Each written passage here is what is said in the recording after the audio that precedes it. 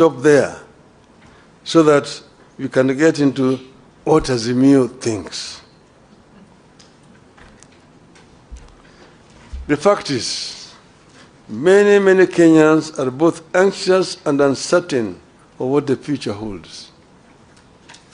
The country is going through a recipe of policy mistakes, failures, and shortcomings served in an authoritarian, paternalistic leadership style.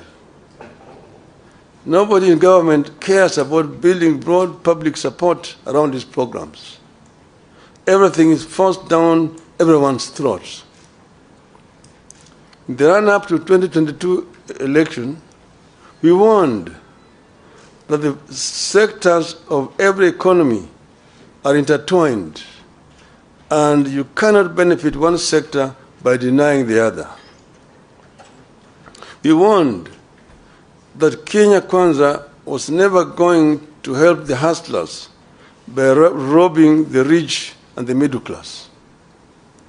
In the wake of the Finance Act of 2023, we warned that no nation can ever tax its citizens into prosperity. We are concerned that it is getting too late to change the course. We fear that consequences of the foundation laid in the first year of this administration could linger for years if nothing is done. Our country could lose the competitive edge that it has always had in the region and sub-Saharan Africa. This bad situation could easily get out of hand. What is to be done? For us in Azimio, reduction in the cost of living is a priority economic imperative.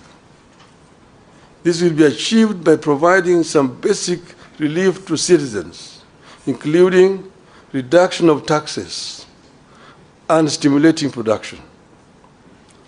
To release resources to achieve these objectives, government must cut the budget by an estimated 500 billion shillings. The current policies have hit low-income families particularly hard. These are the same low-income families that the administration promised to lift up. These families spend more than 40% of their income on food. They deserve and require relief.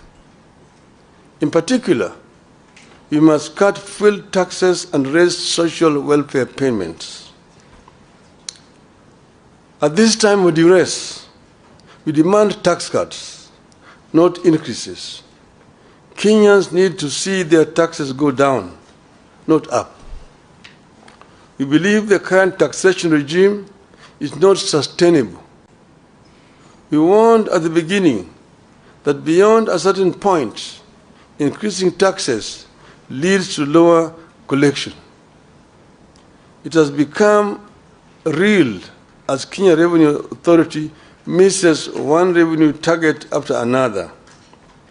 Tax on fuel is up, but fuel levy collection is down.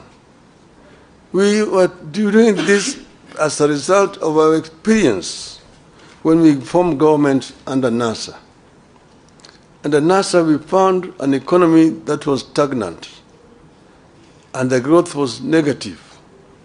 Revenue collection was very low, and the Paris Club had actually clamped down on the government. So the government was actually just limping. And when we came into government, what we did was to address the two sides of the balance sheet, income and expenditure.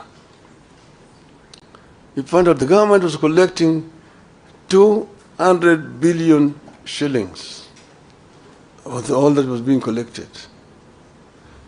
We looked at the sources of revenue, customs duty, income tax, the VAT, and so on. And then the other side, expenditure, how they were procuring. You looked at revenue officers, those officers in the customs, in the income tax department, in the VAT, and procurement officers in all the ministries. They were the boys in town. They're the ones who are buying apartment blocks in town, the ones who are driving the latest models of cars, Mercedes, Toyota, what have you. They're the ones who are building castles in rural areas. They're the ones who are building high-rise buildings in village markets. If you did a lifestyle audit, you're able to catch them. And we did lifestyle audits and caught very many of them. We sacked some we sent to jail. And all of a sudden, revenue rose up. From 200 billion shillings within the 6 months from January to June, we went up by 100 billion shillings. We collected 300 billion shillings. So we said, the answer is not to increase taxes, but to spread out, widen the net, and lower the taxes, and we get more revenue.